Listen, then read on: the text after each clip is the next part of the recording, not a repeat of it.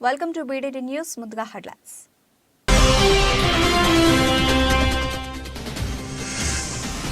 Trump కు మరో shock. అధ్యక్ష ఎన్నికల్లో పోటీకి అనర్హుడిగా ప్రకటించిన మరో రాష్ట్రం.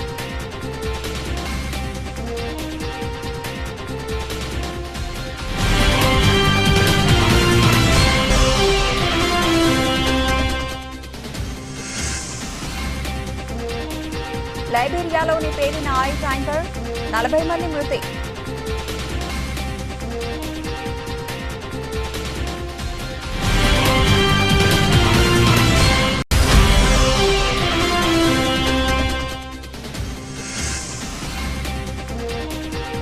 ఉత్తర భారతాన్ని కప్పేసిన పొగమంచు, చలితో వణుకుతున్న ప్రజలు.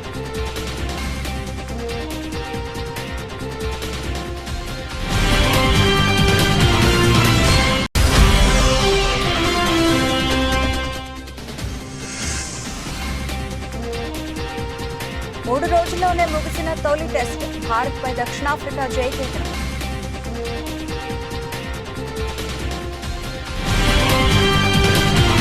రైట్ డీటెయిల్స్ చూస్తే అమెరికా మాజీ అధ్యక్షుడు ట్రంప్ నకు మరో షాక్ తగిలింది. 2021 జనవరి 6వ తేదీన జరిగిన క్యాపిటల్ హిల్ అటాక్ కేసులో కొలరాడో కోర్టు ఇటీవలే సంచలన తీర్పు వెలువరించిన విషయం తెలిసిందే. రిపబ్లికన్ పార్టీ అధ్యక్ష అభ్యర్థిత్వానికి పోటీ చేసేందుకు ఆయన అనర్హుడని ప్రకటించింది. ఈ నేపథ్యంలో తాజాగా అమెరికాలోని మరో రాష్ట్రం కూడా కొలరాడో కోర్టు తీర్పును పాటించింది. అమెరికా ప్రెసిడెంట్ ప్రైమరీ ఎన్నికల రాష్ట్ర బ్యాలెట్ కు ట్రంప్ అనర్హుడంటూ మైనే రాష్ట్రం గురువారం ప్రకటించింది. ఈ మేరకు ఆ రాష్ట్ర ఎన్నికల అధికారి 2024లో జరగనున్న అమెరికా అధ్యక్ష ఎన్నికల్లో పోటీకి ట్రంప్ను అనర్హుడిగా గురువారం ప్రకటించారు. మైనే అధికారుల తరహాలో మరికొన్ని రాష్ట్రాలు కూడా కొలరాడో తీర్పును పాటిస్తే మాత్రం ట్రంప్ అధ్యక్ష ఎన్నికల పోటీలకు అనర్హుడవుతారు. మరోవైపు కొలరాడో రాష్ట్ర సర్వోన్నత న్యాయస్థానం ఇచ్చిన తీర్పుపై ఆ రాష్ట్ర రిపబ్లికన్ పార్టీ బుధవారం సుప్రీంకోర్టులో అప్పీలు చేసింది. పశ్చిమ ఆఫ్రికా దేశం లైబీరియాలోని టోటోటాలో ఘోర ప్రమాదం జరిగింది. వేగంగా వెళుతున్న ఓ పెట్రోల్ ట్యాంకర్ అదుపు తప్పి రోడ్డు పక్కన బోల్తా పడింది. దీంతో పెట్రోల్ ట్యాంక్ ను గమనించిన స్థానికులు క్షణాల్లో అక్కడికి పెద్ద సంఖ్యలో చేరుకున్నారు. ఇక ట్యాంకర్ నుంచి పెట్రోల్ ను తీసుకునేందుకు స్థానికులు ఎగబడ్డారు. ఈ సమయంలో ట్యాంకర్లో పేలుడు సంభవించింది. దీంతో మంటలో చిక్కుకొని 40 మంది మృతి చెందారు. మరో 83 మంది తీవ్రంగా గాయపడ్డారు. సమాచారం అందుకున్న పోలీసులు ఘటనా స్థలికి చేరుకుని సహాయక చర్యలు చేపట్టారు. మంటలను అదుపు చేశారు. మృతదేహాలను స్వాధీనం చేసుకుని క్షతగాత్రులను చికిత్స నిమిత్తం సమీప ఆసుపత్రులకు తరలించారు. క్షతగాత్రుల్లో చాలా మందికి తీవ్ర గాయాలయ్యాయని, మృతుల సంఖ్య పెరిగే అవకాశం ఉందని వైద్యులు తెలిపారు. దట్టమైన పొగమంచు ఉత్తర భారతాన్ని కప్పేసింది. ఢిల్లీ, ఉత్తరప్రదేశ్, పంజాబ్, హర్యానా, చండీగఢ్, పశ్చిమ మధ్యప్రదేశ్ను మరో 2 రోజుల పాటు దట్టమైన పొగమంచు కమ్మేసే అవకాశం ఉందని వాతావరణ శాఖ తెలిపింది. డిసెంబర్ 31 తర్వాత పొగమంచు క్రమంగా తగ్గుతుందని వెల్లడించింది. దీంతో ఉత్తర భారతదేశంలోని చాలా రాష్ట్రాల్లో చలి వాతావరణం కొనసాగుతోంది. చలిగాలుల ప్రభావం వల్ల వచ్చే జనవరి 4 వరకు కనిష్ట ఉష్ణోగ్రతలు తగ్గే అవకాశం ఉంది. రానున్న 5 రోజుల పాటు ఢిల్లీలో కనిష్ట ఉష్ణోగ్రత 7 నుంచి 8 డిగ్రీల సెల్సియస్గా నమోదయ్యే అవకాశం ఉందని ఐఎండీ తెలిపింది. రవాణా రంగంపై పొగమంచు తీవ్రమైన ప్రభావం చూపుతోంది. విమానాలు, రైళ్లను అధికారులు పెద్ద సంఖ్యలో రద్దు చేస్తున్నారు. మరికొన్ని సర్వీసులు ఆలస్యంగా నడుస్తున్నాయి. విమానాలు, రైల్వేలు, వాహనాల చోదకులు ఫాగ్ లైట్లు ఉపయోగించాలని వాతావరణ శాఖ సూచించింది. తీవ్రమైన చలి ప్రభావం వల్ల నోయిడా, గ్రేటర్ నోయిడాలోని పాఠశాలలకు అధికారులు 2 రోజుల సెలవులు ప్రకటించారు. సాయంపేటకు మొదటిసారిగా విచ్చేసిన భూపాలపల్లి శాసనసభ్యులు గండ్ర సత్యనారాయణరావు కాంగ్రెస్ ప్రభుత్వం అధికారంలోకి వచ్చిన తర్వాత 6 గ్యారెంటీలను అమల్లో భాగంగా సాయంపేట గ్రామ పంచాయతీ ఆవరణ ఏర్పాటు చేసిన సన్మాన సభలో పాల్గొని 6 గ్యారెంటీలను అమలు పత్రాలు ఆవిష్కరించారు. కార్యక్రమంలో స్థానిక సర్పంచ్, మాజీ ఎంపీపీ, ఎంపీడీఓ, ఎంఆర్ఓ అధికారులు, పార్టీ అభిమానులు పాల్గొన్నారు.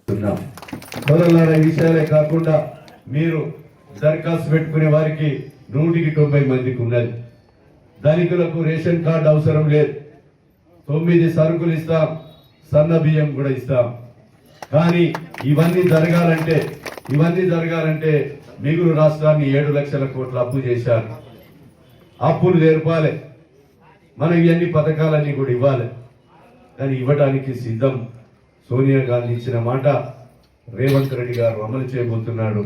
ఈ అమలు 6 గ్యారంటీ పథకాలను ఎట్టి పరిస్థితులలో మీకు ఇచ్చిన మాట అమలు చేసి తీరుతాం. నిజాయితీగా పరిపాలన కొనసాగిస్తాం. ఎక్కడ కూడా అవినీతి జరిగితే క్షమించేది లేదని మీకు సందర్భంగా తెలియజేస్తున్నారు. జిల్లా కలెక్టర్లు, అధికారులు జిల్లా యంత్రాంగం సహకారం కావాలి, మీ సహకారం కావాలి. పార్టీలకు అతీతంగా నియోజకవర్గంలో ఉన్న సమస్యలే నా యొక్క వ్యాపారం అని సందర్భంగా గుర్తు చేస్తున్నా. ఈ యొక్క పేదోళ్ళ కష్టమే మా వృత్తి, ఈ నియోజకవర్గ సమస్యలే మా వ్యాపారంగా ఎంచుకొని పనిచేస్తాం. నేను కూడా బుధవారం నా క్యాంప్ ఆఫీసులో ఈరోజు ప్రతి 1వ తారీఖు తర్వాత బుధవారం రోజున నేను అక్కడ మీ సమస్యల పట్ల దరఖాస్తులు తీసుకుంటున్నా. జిల్లా అధికారులతో కలెక్టర్లతో మాట్లాడి సమస్యలు అక్కడికక్కడే పరిష్కారం చేసే అధికారులు ఉంటారు. ఒకవేళ కలెక్టర్ చేతిలో జిల్లాధికారుల చేతిలో సమస్య పరిష్కారం కాకపోతే నేరుగా మంత్రుల దగ్గరికి, ముఖ్యమంత్రి దగ్గరికి తీసుకెళ్లి ఆ సమస్యలు పరిష్కారం చేసే శక్తిని నాకు ఇచ్చారు. ఆ సమస్య పరిష్కారం చేస్తా. మీ సేవకుడిగా, మీ కుటుంబ సభ్యునిగా అందుబాటులో ఉండి నేను మీ సమస్యలని తీర్స్తానని మీకు ఈ సందర్భంగా నేను తెలియజేస్తా ఉన్నాను. సోదరులారా, ఈ ప్రజాపాలన ఈ సభలో మీరిచ్చేటువంటి దరఖాస్తులన్నీ కూడా కంప్యూటరైజ్ అయి 6వ తారీఖు తర్వాత విచారణ జరిపి అర్హులైన వారందరికీ కూడా రేషన్ కార్డ్స్, అదే విధంగా కొత్త పెన్షన్స్, ఇందిరమ్మ ఇండ్లు, మీకు ఇచ్చినటువంటి గ్యాస్, వంట గ్యాస్ 500, అంతేకాకుండా రైతులకు 24 గంటల కరెంట్ ఇస్తాం. రైతులకు 24 గంటల కరెంట్ ఇచ్చి రేషన్ కార్డు అర్హులైనటువంటి ప్రతి వ్యక్తి ఎవరైతే ఉంటారో వాళ్ళ ఉత్తరాంధ్రకు ఊతమిచ్చేలా, దశాబ్దాల వెనుకబాటును పారద్రోలేలా ప్రపంచ పటంలో శ్రీకాకుళం జిల్లా మూలపేటకు గుర్తింపు తీసుకొచ్చేలా 4,361 కోట్ల రూపాయలతో నిర్మాణం జరుపుకుంటున్న పోర్టుతో శ్రీకాకుళం జిల్లా రూపురేఖలు మారనున్నాయని పరిశ్రమల శాఖ మంత్రి గుడివాడ అమర్నాథ్, మంత్రి సీదిరి అప్పలరాజు, మాజీ టీటీడీ చైర్మన్ వైవి సుబ్బారెడ్డి తదితరులు పేర్కొన్నారు. సంతబొమ్మాళి మండలం మూలపేటలో జరుగుతున్న గ్రీన్ఫీల్డ్ పోర్టు నిర్మాణ పనులను ప్రజాప్రతినిధుల బృందం జిల్లా కలెక్టర్ శ్రీకేష్ లాఠకర్ పోర్టు ఇంజనీర్లతో కలిసి గురువారం సాయంత్రం పరిశీలించారు. శరవేగంగా జరుగుతున్న పనుల పట్ల సంతృప్తిని వ్యక్తం చేశారు. విజయనగరంలో ఒక మెడికల్ కాలేజ్ పూర్తి చేశాం. సాలూరులో ట్రైబల్ యూనివర్సిటీ నిర్మాణం జరుగుతా ఉంది. విశాఖపట్నం హార్బర్ కి 150 కోట్లతో ఆధునీకరణ చేస్తా ఉన్నాం. నర్సీపట్నంలో ఒక మెడికల్ కాలేజ్ నిర్మాణం జరుగుతా ఉంది. పూడిమడకలో హార్బర్ నిర్మాణం జరుగుతా ఉంది. Chintapalli, Bheemili, Rajayipeta, Dondavaka fish landing centres నిర్మాణం పనులు మొదలు కాబోతా ఉన్నాయి. విశాఖపట్నంలో పేరుగాంచినటువంటి ఒక అదాని డేటా సెంటర్ కావచ్చు, ఒక ఇన్ఫోసిస్ క్యాంపస్ కావచ్చు, ఇలా చెప్పుకుంటూ పోతే మా నాయకుడు ఈ ప్రాంతానికి, ఈ జిల్లాకి, ఈ ఉత్తరాంధ్రకి, ఈ ఉద్యమాల గంటకి చేసినటువంటి ప్రతి పనిని కూడా సగర్వంగా రొమ్ము విరిచి మేము చెప్పగలం. ఎవరైనా చెప్పగలం తెలియజేస్తున్నాడు. 14 సంవత్సరాలు ముఖ్యమంత్రిగా చేసినాడు, 3 సార్లు ముఖ్యమంత్రిగా చేశాం. ఇదిగో ఈ పని నేను ఉత్తరాంధ్ర ప్రజలకు చేశానని చేతనైతే ఎవరికైనా సరే దమ్ముంటి తీసుకెళ్లి చూపించండి. మన వ్యవస్థ ఉన్నాం కదా, మొత్తం అందరం కూడా ఒక టీం మాదిరి. ఇందులో సర్పంచ్లు ఉన్నారు, ఎంపీటీసీలు ఉన్నారు, ఎమ్మెల్సీలు ఉన్నారు, ఎమ్మెల్యేలు ఉన్నారు, మంత్రులు ఉన్నారు, పార్టీ పెద్దలు ఉన్నారు, అధికారులు ఉన్నారు. అందరం కూడా చాలా సమిష్టిగా వెళ్ళి ఇదిగో మేము చేసినటువంటి కార్యక్రమం. ఈ జిల్లా యువకులందరూ నేను తెలియజేయాలనుకుంటాం. ఈ రాష్ట్రంలో అత్యధిక కాలం పరిపాలించినటువంటి ముఖ్యమంత్రి చంద్రబాబు నాయుడు. మరి అలాగనే ఈ ఉత్తరాంధ్రలో ఉన్నటువంటి 3 జిల్లాలు మరింత వెనుకబడిపోవడానికి కారణం కూడా చంద్రబాబు నాయుడు. ఈ మాట ఎందుకు ఇంత గట్టిగా చెప్తా ఉన్నానంటే, ఈ ఒక్క పోర్టు గురించే మాట్లాడుకుంటే ఇది 4 దశాబ్దాల కాలం. 4 దశాబ్దాల కాలం ఇది. ఈ 4 దశాబ్దాల్లో 14 సంవత్సరాలు ముఖ్యమంత్రిగా చేసింది చంద్రబాబు. నీకెందుకు సాధ్యపడలేదు? ఆరంభ సూరత్వంతో శంకుస్థాపనలు చేసే పునాది రాళ్లు వేసి వదిలివేయడం తమ పార్టీ ఎప్పుడూ చేయదని అన్నారు. అభివృద్ధి కార్యక్రమాలకు శంకుస్థాపన చేయడమే కాకుండా వాటిని పూర్తి చేసి ప్రజలకు అందుబాటులోకి తీసుకువచ్చే ఘనత రాష్ట్ర ముఖ్యమంత్రి వైఎస్ జగన్మోహన్ రెడ్డికి దక్కుతుందని youth wing zonal incharge Avanapu Vikram అన్నారు. గురువారం నెల్లిమర్ల నియోజకవర్గం జరజాపుపేటలో పట్టణ ప్రాథమిక ఆరోగ్య కేంద్రాన్ని ఉప ముఖ్యమంత్రి, పంచాయతీరాజ్ శాఖ మంత్రి బూడి ముత్యాల నాయుడు, పార్లమెంటు సభ్యులు బెల్లాన చంద్రశేఖర్, నెల్లిమర్ల ఎమ్మెల్యే ఒడ్డుకొండ అప్పల్ నాయుడు, శాసన మండలి సభ్యులు డాక్టర్ సురేష్ బాబు ప్రారంభించారు. ఉద్దేశంతో ప్రతి గ్రామంలో వాళ్ళ ఇంటి దగ్గరికే ఫ్యామిలీ డాక్టర్ కాన్సెప్ట్ కానివ్వండి, ఇలా అర్బన్ పిహెచ్సీలు కానివ్వండి, అవన్నీ ఓపెన్ చేయడం జరుగుతుంది. మరి మీరందరూ జగన్మోహన్ రెడ్డి గారు చేసిన ఈ యొక్క కార్యక్రమాలని మీరందరూ గుర్తించి ఆయనకి మీ ఆశీర్వాదం ఉండాలని మనస్ఫూర్తిగా కోరుకుంటున్నాను. అలాగే మన శాసనసభ్యులు బడుగొండ అప్పలనాయుడు గారు నిత్యం ప్రజలతోని మీ గ్రామస్తులతోని అందరితోని కలిసిమెలిసి వెళ్ళిపోయే నాయకుడు ఆయన. మనం ఎమ్మెల్యే అనకుండా అప్పలనాయుడు గారు అంటే ఎందుకంటే అంత క్లోజ్గా మన అందరితో ఆయన మెయింటైన్ అవుతారు. అందరితోని చిన్న పెద్ద అందరితో కూడా చాలా సన్నిహితంగా చాలా ఉత్సాహంగా నడిపే నాయకుడు ఆయన. మరి అభివృద్ధిలో కానీ దేంట్లో కానీ ఆయన ఎక్కడ నెల్లిమల్ నియోజకవర్గంలో ఎక్కడ వెనకడుగు వేయట్లేదు. అందులో భాగంగానే ఒకటి మనం గుర్తించాలి, శంకుస్థాపన చేయడం కాకుండా అనుకున్న కార్యక్రమాన్ని వెంటనే ఓపెన్ చేసి చూపించిన ఘనత మన అప్పలనాయుడు గారిది, అలాగే మన రాష్ట్ర ముఖ్యమంత్రి గారిది మనం తెలియజేసుకుంటున్నాం. ప్రతి ఒక్కరు నాయకులు గతంలో జరిగిన చూసాం మనం. శంకుస్థాపనకే పరిమితమైన ప్రభుత్వం గత ప్రభుత్వం. శంకుస్థాపన చేయడం కాకుండా నిదర్శనంగా మనకి ఓపెన్ అయిన కూడా ఇది ఒక నిదర్శనం అని మీ అందరికీ నేను తెలియజేసుకుంటున్నాను. మళ్ళీ ఇలాంటి ప్రభుత్వాన్ని మనందరం ఆశీర్వదించి మళ్ళీ మన జగన్మోహన్ రెడ్డి గారిని ముఖ్యమంత్రి చేయాలని, అలాగే మన శాసనసభ్యులు బడుకొండ అప్పలనాయుడు గారిని మరొకసారి మన ఎమ్మెల్యేగా గెలిపించాలని ఈ సభావేదికగా మీ అందరికీ తెలియజేసుకుంటూ, అలాగే ఆరోగ్యశ్రీకి కానీ ఒక ముఖ్య ప్రాధాన్యత మన ప్రభుత్వం ఇవ్వడం జరుగుతుంది. అందులో భాగంగా ఈరోజు 25 లక్షల రూపాయలకు విలువైన వైద్యాన్ని ఉచితంగా ప్రతి పేదవారికి అందించే కార్యక్రమాన్ని రీసెంట్గా కాంగ్రెస్ ప్రభుత్వం ప్రజా సంక్షేమం కోసం ఇస్తున్న 6 గ్యారంటీ పథకాల కోసం సామాన్య నిరుపేద ప్రజలు ఏ లీడర్కు మస్కా కొట్టాల్సిన పని లేదని, ఎమ్మెల్యేతో సహా అధికారులు నాయకులు అందరూ మీ సేవకులని, అర్హులకు అందరికీ ప్రభుత్వ సంక్షేమ పథకాలు అందుతాయని, ఇదే ప్రజాపాలన ఉద్దేశమని షాద్నగర్ ఎమ్మెల్యే వీర్లపల్లి శంకర్ అన్నారు. ప్రజాపాలన కార్యక్రమం ప్రారంభోత్సవం సందర్భంగా షాద్నగర్ పట్టణ మున్సిపాలిటీ పరిధిలోని 10, 11 వార్డుల్లో సంయుక్తంగా నిర్వహించిన ప్రజాపాలన ప్రారంభోత్సవ కార్యక్రమానికి ముఖ్య అతిథిగా ఎమ్మెల్యే వీర్లపల్లి శంకర్ హాజరయ్యారు. ఆ లక్ష్యాన్ని చేరలేకపోయినాం కాబట్టి ఈరోజు ఆ ప్రభుత్వం నిరంకుశత ప్రభుత్వం, నియంత్రిత ప్రభుత్వం, ఒక కుటుంబ పాలన, అప్రజాస్వామిక పరిపాలన కొనసాగించారు కాబట్టి, పరిపాలన గాడి తప్పింది కాబట్టి సంక్షేమం లేదు, అభివృద్ధి లేదు. అందుకనే ప్రజల వల్ల సబండ జాతి పేదలు నచ్చిన ప్రభుత్వం ఇది, మేధావులు నచ్చిన ప్రభుత్వం ఇది, ప్రభుత్వ ఉద్యోగస్తులు నచ్చిన ప్రభుత్వం ఇది. కాబట్టి మనమందరం ప్రజాస్వామ్య ప్రభుత్వాల ధర్మం ఏంది? ఇవాళ స్వాతంత్రం వచ్చిన తర్వాత ఈ దేశంలో ప్రజాస్వామ్య ప్రభుత్వాలు ఏర్పడ్డాయి. ప్రజలే ముఖ్యం. ఈ దేశంలో ఈ ప్రభుత్వాలు పనిచేయాల్సింది పేదలకు, అణగారి కులాలకు సమానత్వంగా, స్వేచ్ఛగా వాళ్ళందరినీ అన్ని విధాలంగా ఆర్థికంగా, రాజకీయంగా ముందుకు తీసుకోవాల్సిన బాధ్యత ప్రజాస్వామ్య ప్రభుత్వాల యొక్క బాధ్యత.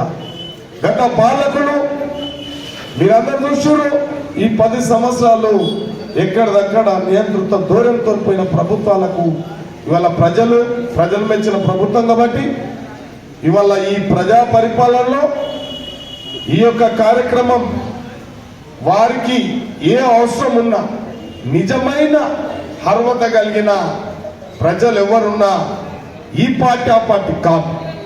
ప్రజలు ఎవరైతే పేదవాడు ఉన్నాడో, పేదవాడు దీనికి క్రైటీరియా తప్పకుండా రేషన్ కార్డు కానీ, ఇండ్లు కానీ, పెన్షన్ కానీ ఏది అవసరం ఉన్నా ఇలా మీరందరూ తొందరపడకుండా సంబంధిత అధికారులు అందరూ ఉన్నారు ఇక్కడ, లబ్ధిదారులు స్వయం. తుంగతుర్తి నియోజకవర్గంలోని నాగారం మండల పరిధిలోని వస్తాల గ్రామ సభలో తుంగతుర్తి ఎమ్మెల్యే మందుల సామేల్ మాట్లాడుతూ, ముఖ్యమంత్రి రేవంత్ రెడ్డి 6 గ్యారంటీల కోసం ప్రతి గ్రామంలోనూ కుటుంబాలకు వర్తించే రీతిలో 6 సూత్రాల అమలు కోసం ప్రతి ఇంటిని వారి కుటుంబాలను చేర్చుకుని వారికి అందే అన్ని సౌకర్యాలు కల్పిస్తామని తుంగతుర్తి శాసనసభ్యులు మందుల సామేల్ అన్నారు.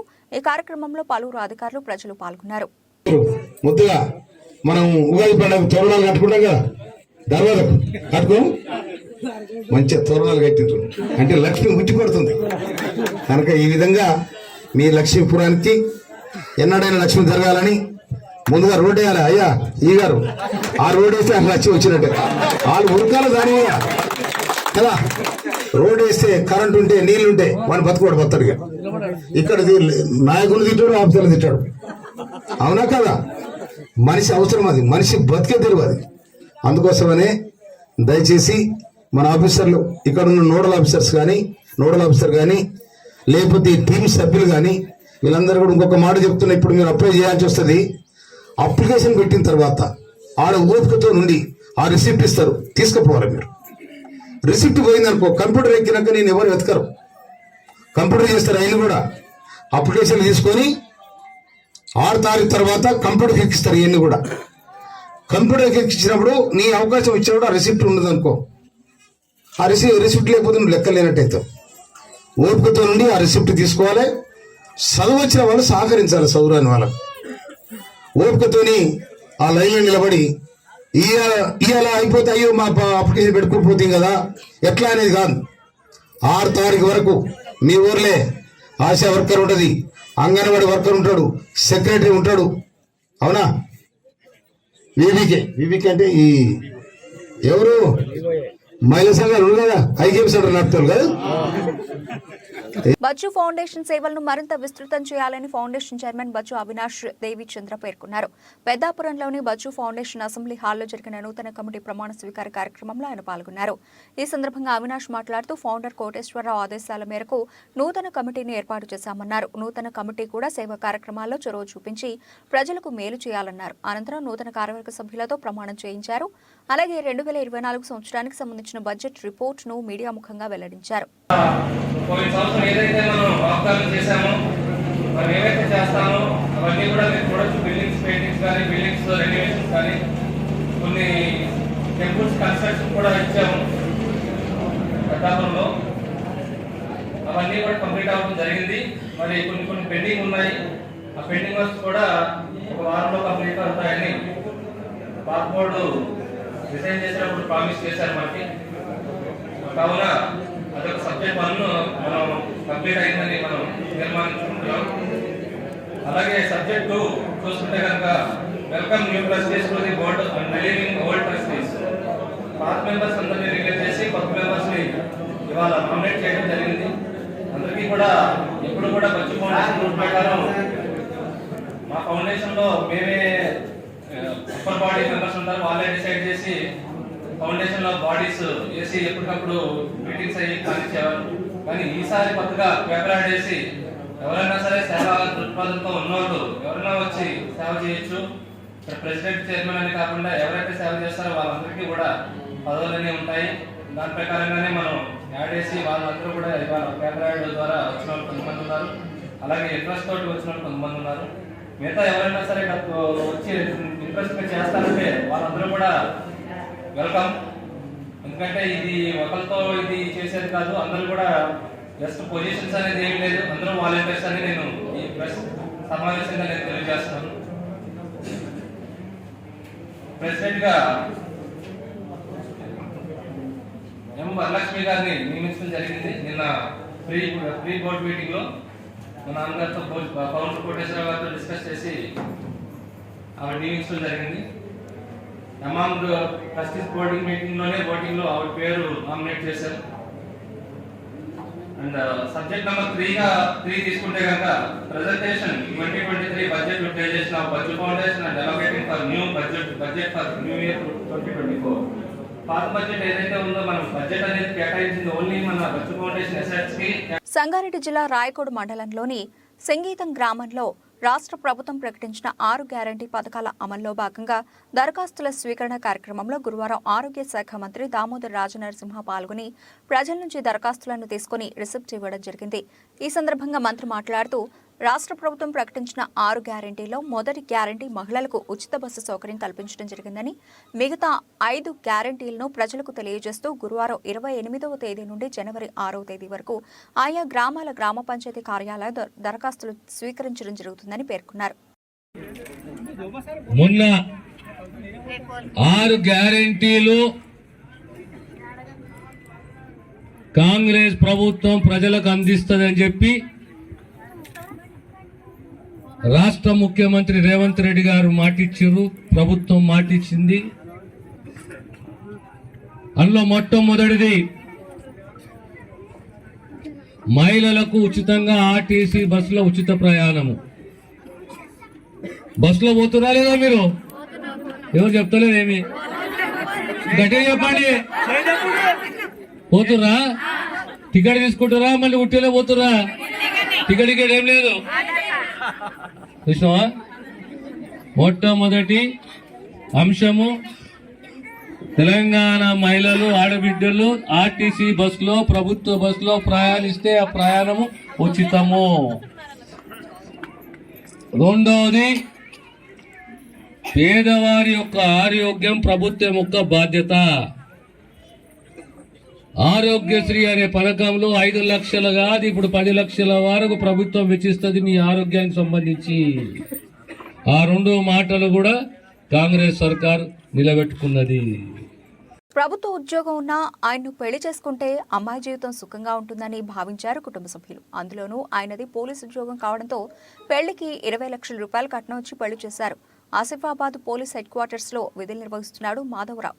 తన భార్య మౌనికపై గురువారం రాత్రి విచక్షణ రహితంగా దాడి చేశాడు. డబ్బుల విషయంలో పలుమార్లు గొడవ పడ్డారు. కొడుకు పుట్టెంటుకల కోసం 2 లక్షల రూపాయల విషయంలో ఇద్దరి మధ్య వివాదం మరింత పెరిగింది. గ్రూప్స్ ప్రిపేర్ కోసం తన ఉద్యోగానికి 6 నెలలు సెలవు పెట్టుకున్నాడు.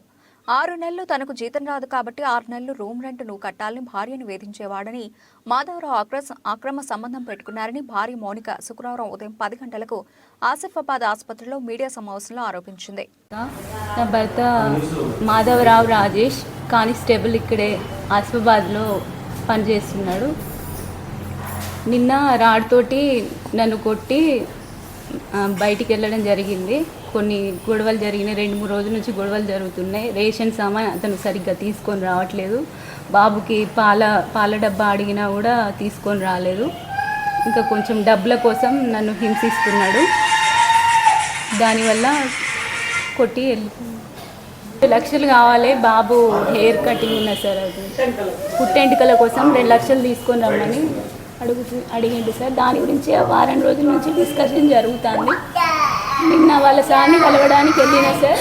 వాళ్ళ సార్ని కలవడానికి వెళ్ళిన తర్వాత వెళ్ళి బట్టలు తీసుకొని ఇంటికి వెళ్ళే టైంలో ఆయన రూమ్లోకి లాగి రాడు తీసుకొచ్చి ఇష్టం వచ్చినట్టు కొట్టిండు సార్.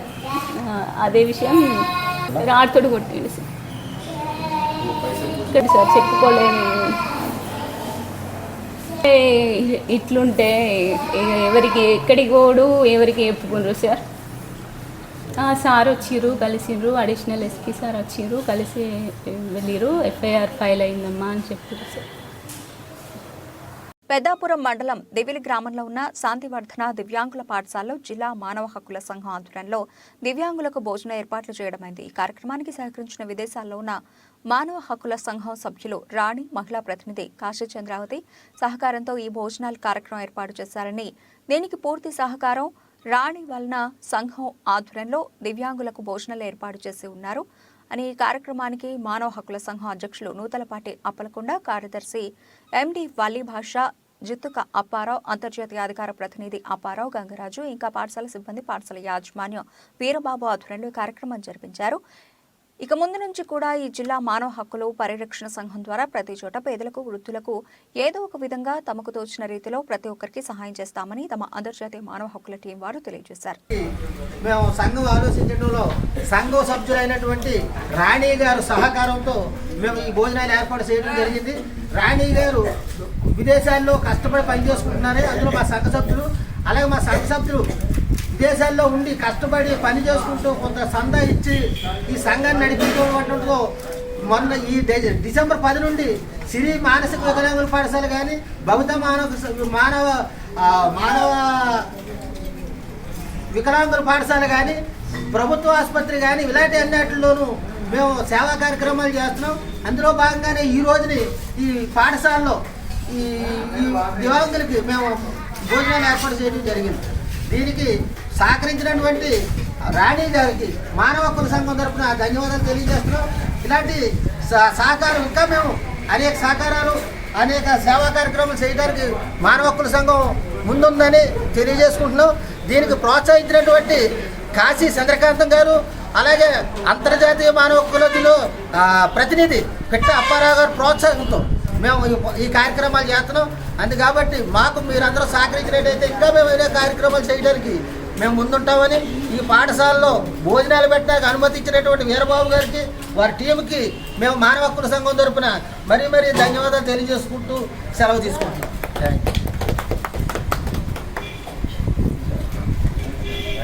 అంతర్జాతీయ ట్రెండ్ సానుకూలత, దేశీయ ఆర్థిక ఫండమెంటల్స్ బలపడుతున్న సంకేతాలతో భారత స్టాక్ మార్కెట్ రికార్డుల పరంపర కొనసాగుతోంది. వరుసగా 5వ రోజు బలమైన ర్యాలీ జరిగింది. డిసెంబర్ డెరివేటివ్ సిరీస్ కు గురువారం ముగింపు రోజైనప్పటికీ స్టాక్ సూచీలు ఏమాత్రం ఒడిదుడుకులకు లోను కాకుండా సరికొత్త రికార్డు స్థాయిల్ని నెలకొల్పాయి. బీఎస్ఈ సెన్సెక్స్ మరో 372 పాయింట్లు జత చేసి 72,410 పాయింట్ల వద్ద ముగిసింది.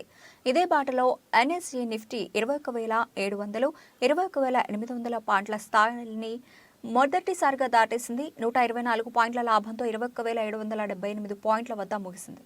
ఇంట్రాడేలో ఈ సూచీ 21,801 పాయింట్ల వద్ద కొత్త రికార్డును సృష్టించింది. 5 ట్రేడింగ్ రోజుల్లో సెన్సెక్స్ 1,904 పాయింట్లు, నిఫ్టీ 628 పాయింట్లు చొప్పున లాభపడ్డాయి. ప్రపంచ మార్కెట్ల ముడి చమురు ధర $78 స్థాయికి తగ్గడంతో పాటు అంతర్జాతీయ సానుకూల సంకేతాలతో ఇన్వెస్టర్లు కొనుగోళ్లు జరిపారని విశ్లేషకులు చెప్పారు. ప్రత్యర్థి బ్యాటర్లు గంటల కొద్దీ క్రీజులో పాతుకుపోయి మంచినీళ్ల ప్రాయంలా పరుగులు రాబట్టిన చోట మన స్టార్లు కనీస పోరాటం కనబరచలేకపోయారు. తొలి ఇన్నింగ్స్లో పిచ్ బౌలర్లకు సహకరించింది అని సర్ది చెప్పుకున్న మంచి ఎండకాసే బ్యాటింగ్కు అనుకూలంగా కనిపించిన సమయంలో రెండో ఇన్నింగ్స్లో మన వాళ్లు పూర్తిగా తేలిపోయారు. డకౌట్లో ఏదో ముఖ్యమైన పని ఉన్నట్లు ఒకరి వెంట ఒకరు పెవిలియన్కు వరుస కట్టారు. ఫలితంగా 3 రోజుల్లో ముగిసిన బాక్సింగ్ డే టెస్ట్లో భారత ఇన్నింగ్స్ 32 పరుగుల తేడాతో దక్షిణాఫ్రికా చేతిలో ఓడిపోయింది. బులెటిన్ ముగించే ముందు హెడ్లైన్స్ మరోసారి.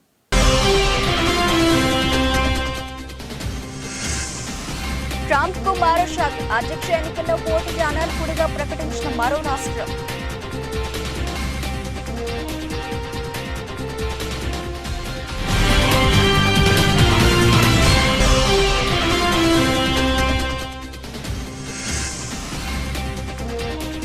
లైబీరియాలోని పేలిన ఆయిల్ ట్యాంకర్, 40 మంది మృతి.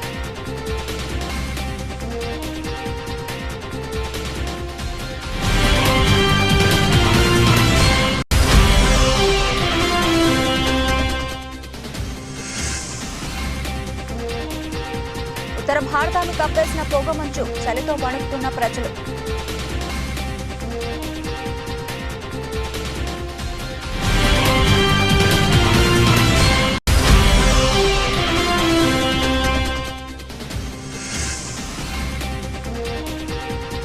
మూడు రోజుల్లోనే ముగిసిన తొలి టెస్ట్, భారత్పై దక్షిణాఫ్రికా జయకేతనం.